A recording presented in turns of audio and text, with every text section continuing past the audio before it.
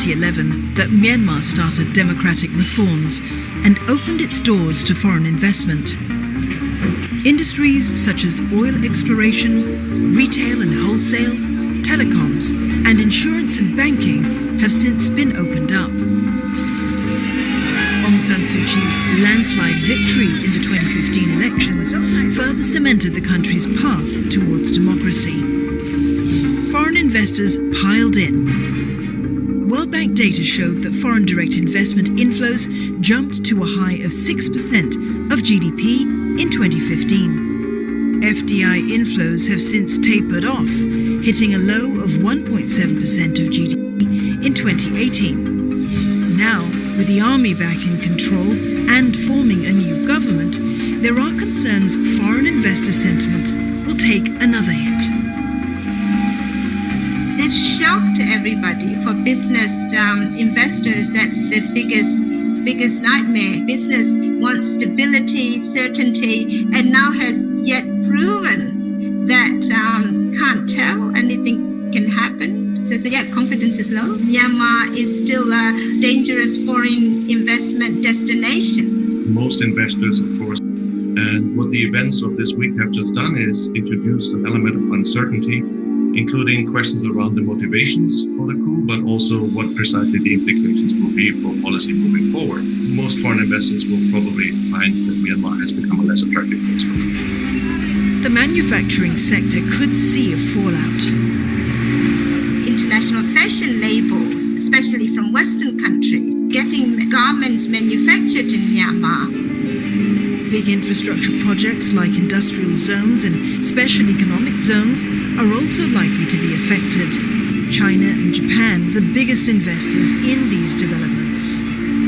China is also Myanmar's largest trading partner, and observers believe the Chinese will seek to deepen their foothold in to be a more substantial player regionally, and it wants good, close relationships, productive relationships with its direct neighbors, of which Myanmar is one. So no, there's no sense that Myanmar would fall off the map of interest for policymakers in China. In fact, it might even be reprioritized as a major policy. Connects to China developing its Belt and Road Initiative and connecting through these parts of Asia to other parts of the...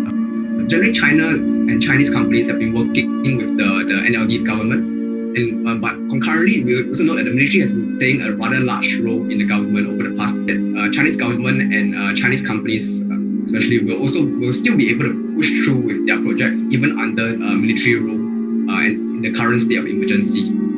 But that said, we should caveat that maybe the Chinese government or the Chinese companies' pace of progress might be slightly slower.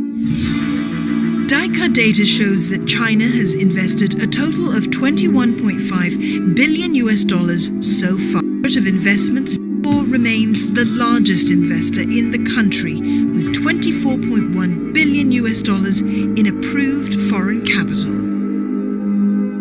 Singapore and Chinese investments alone account for more than half of all.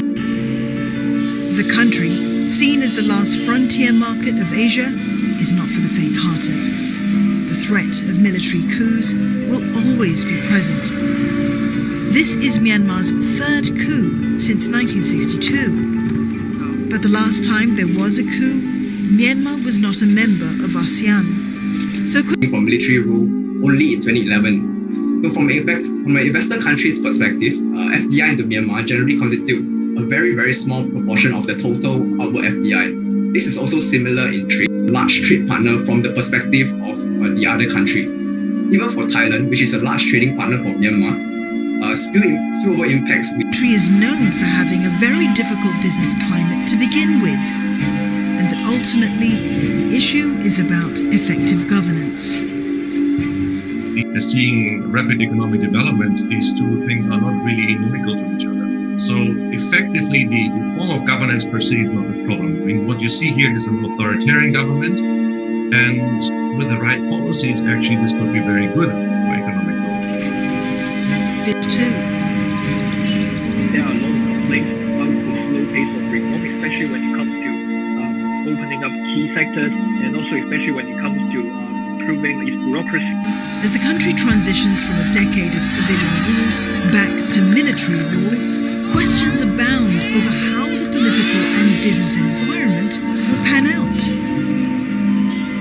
in Myanmar, we don't know, again, what is the trajectories and who will be